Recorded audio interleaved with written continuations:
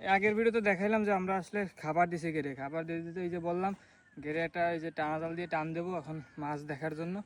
তো হঠাৎ করে দেখি এই যে পাশে ঘেরে পানি বেশি আমাদের তুলনায়, আমরা পানি টানাইছি, তো এই যে একটা চালা হয়েছে, এই চালা দিয়ে আসলে ট্যাংরা মাছ তারপরে যে গলদা চিংড়ির যে ছোটো বাচ্চা আছে এগুলো চলে যায় না। আমি এই চালাটা মারবো না, আসলে চালাটা যদি আটকাইতে যাই তাহলে দেখা যাচ্ছে এই চালটা পাশ দিয়ে আরেকটা চালা হবে। এই চালাটা আসলে এই যে বুসনাটা আছে এই বুসনাটা দিয়ে দেবো জানি এত, যাই কারণে হবে কি মাছটা আসলে যাইতে পারবে না ওই সাইডে, মাছটা এর উপরেই ঘুরবে, মাছটা যাইতে না। কারণ আমি যদি এই চালাটা আটকাইতে যাই তাহলেই দেখা যাবে যে আমার মাছ আর পাশ দিয়ে আরেকটা চালাবে, ওই চালা দিয়ে মাছ চলে যাবে।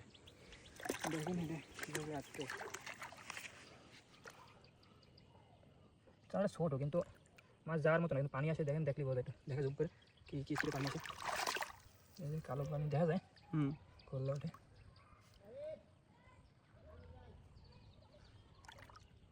চালাটা হারিয়ে গেছি, এই যে চালা